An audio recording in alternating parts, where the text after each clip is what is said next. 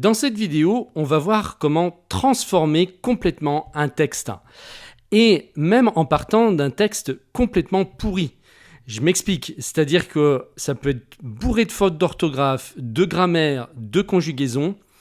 Eh bien, vous pouvez demander à ChatGPT de le transformer en super texte, bien écrit, bien structuré, et même de le mettre en forme. Par exemple, si vous utilisez Word pour écrire, pour stocker vos textes, eh bien, vous pouvez lui dire formate-moi le texte en format Word.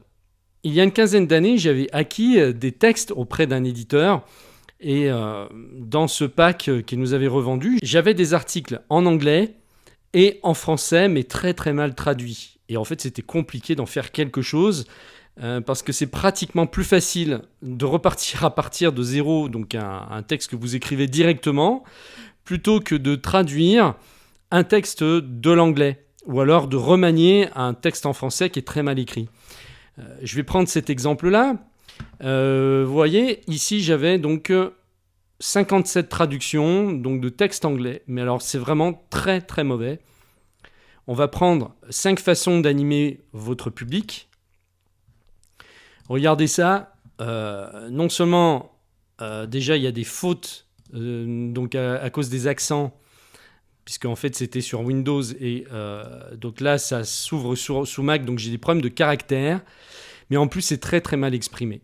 Ça n'a aucun sens, en fait. Vous voyez, donc, formé d'un haut-parleur ennuyeux, jamais vous endormir. Votre tête commence à somnoler comme vous luttez contre l'envie de glisser heureusement dans la terre de la Z. Je sais même pas ce que c'est. Enfin, c'est horrible. Eh bien, on va pouvoir demander à ChatGPT de reprendre cet horrible texte pour en faire un super. Donc, je vais copier-coller simplement. Ça paraît impossible, hein. Donc, je vais simplement coller mon texte ici et je vais lui dire donc réécris ce texte en article structuré et mis en forme pour Word. 2 points, je colle ma monstruosité et j'envoie. Et on va voir ce qu'il va me faire.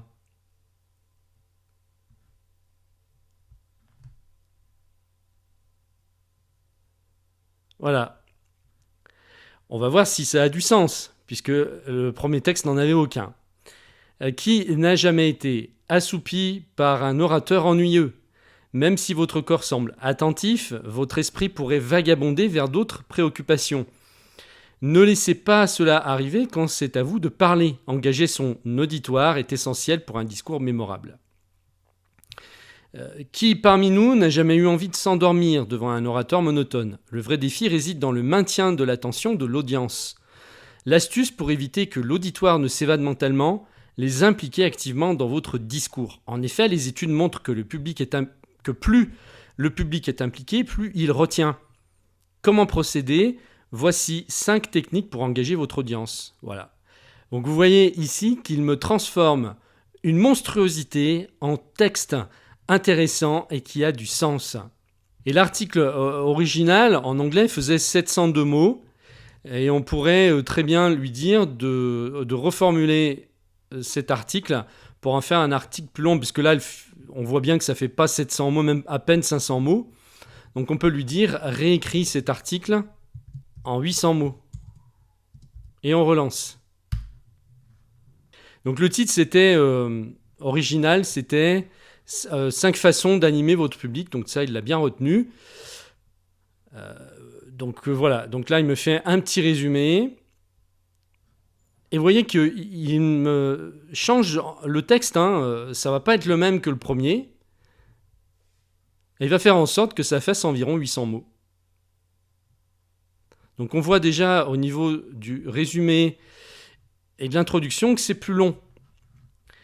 Et on voit que le point 1 est déjà plus long que dans la première version. Et donc il m'a vraiment écouté. Il me réécrit le texte en 800 mots et formaté pour Word.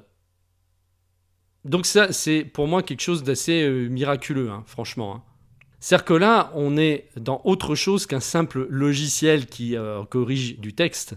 On a une intelligence qui comprend le sens du texte qu'on lui a fourni, même s'il est très mal écrit, et qui lui réécrit ce texte pour qu'il soit éloquent, qu'il soit sans faute de grammaire, de conjugaison, d'orthographe, et qu'il ait du sens. Si vous prenez le texte original et ce qu'il a pondu ici, c'est même pas comparable. Et on peut faire la même chose à partir d'un texte en anglais. Puisque ça, c'était des traductions d'un texte en anglais. Des mauvaises traductions, mais traductions quand même. Donc là, je vais prendre un texte en anglais.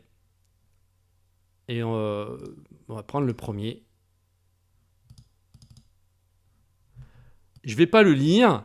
On va le copier-coller directement. C'est un article qui fait 715 mots.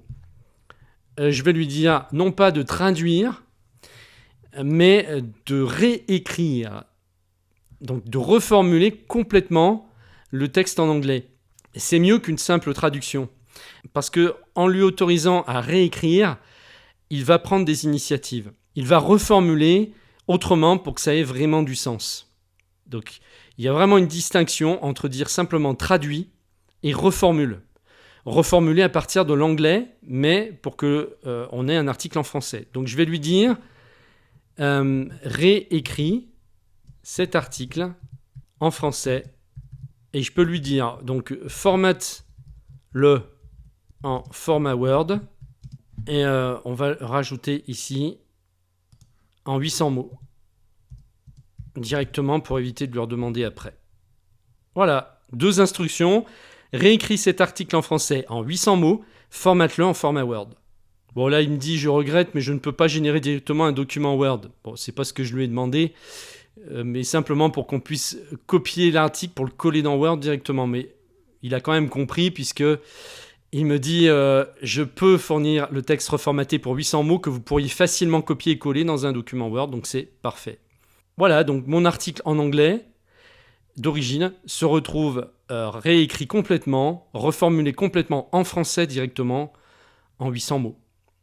Et on va voir que ça a complètement du sens.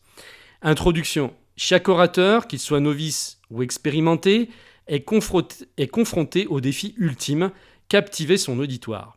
Qui n'a jamais assisté à une conférence où les pensées dérivent ailleurs, malgré une présence physique ? L'engagement du public est essentiel à une présentation réussie, et pour y parvenir, certaines techniques se révèlent incontournables. La prise de parole en public, la puissance des questions, réveiller l'attention, chaque intervention a ses moments de baisse d'énergie.